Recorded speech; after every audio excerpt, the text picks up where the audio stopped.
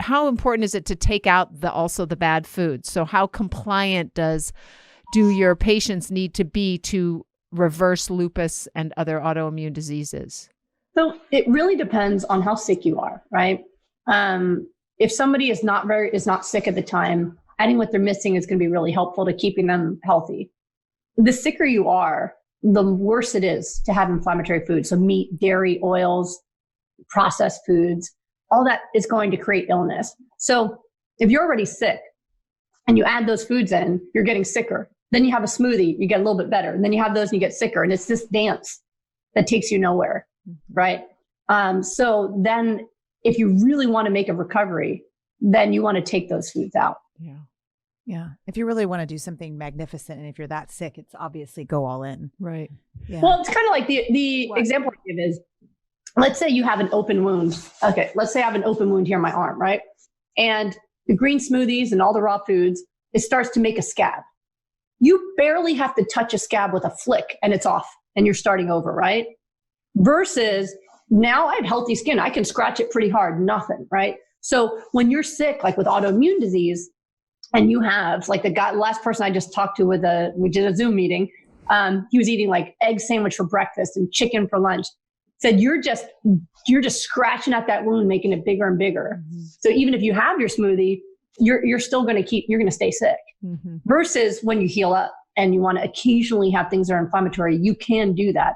Most people don't have the taste for it anymore. I have no desire to ever eat cheese again. And I was an addict, but it helps people mentally too, to go, okay, when I'm healthy, maybe I could do something inflammatory sometimes. Like if I'm going to do something inflammatory, it's going to be a glass of wine, not a piece of cheese.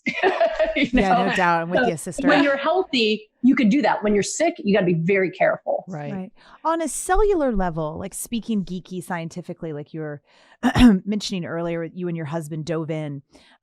What is it on a cellular level that the inflammatory foods are doing that are starting to reverse symptoms of either autoimmune or cancers or many other inflammatory responses that people are experiencing?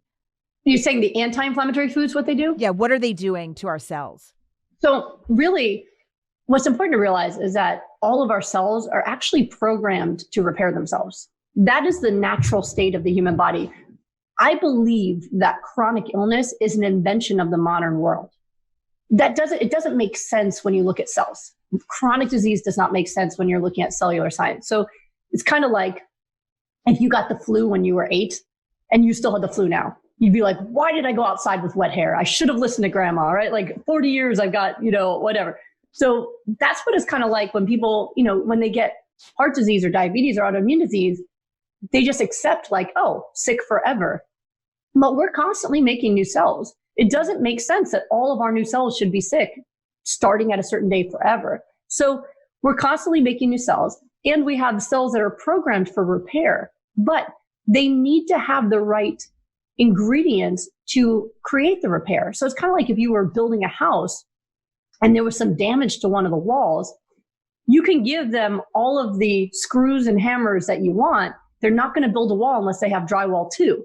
Right? They need to have everything. They can't build a house without having windows, without having all the different parts, right? So when you're looking at hypernourishment as a way of healing, all we're doing is we're supplying tools.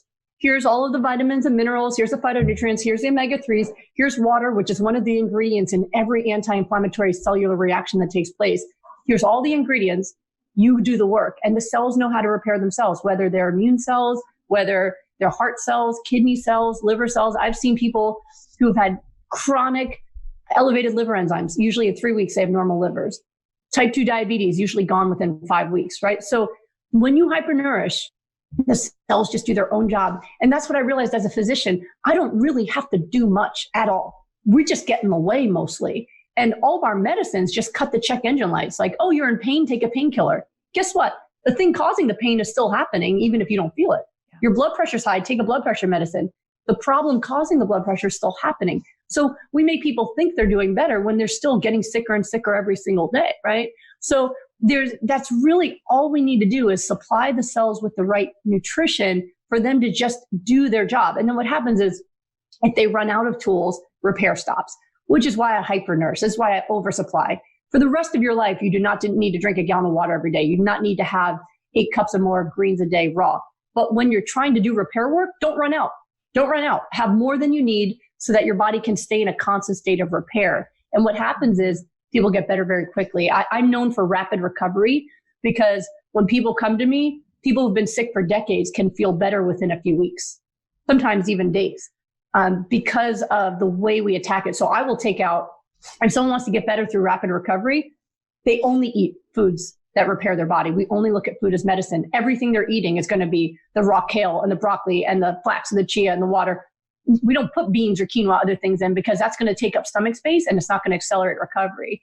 And when they do that, while it's emotionally harder because people take comfort in food, if they're willing to do that, the results are so fast that they get better. And it just shows you, even people who've been sick for 30, 40 years can get better in a matter of a few weeks because their cells were just waiting all that time to get better. It's really phenomenal. And it's really humbled me a lot as a physician to how much we do that we don't need to, how much we do that actually gets people worse, and how much the body really already knows what to do all by itself.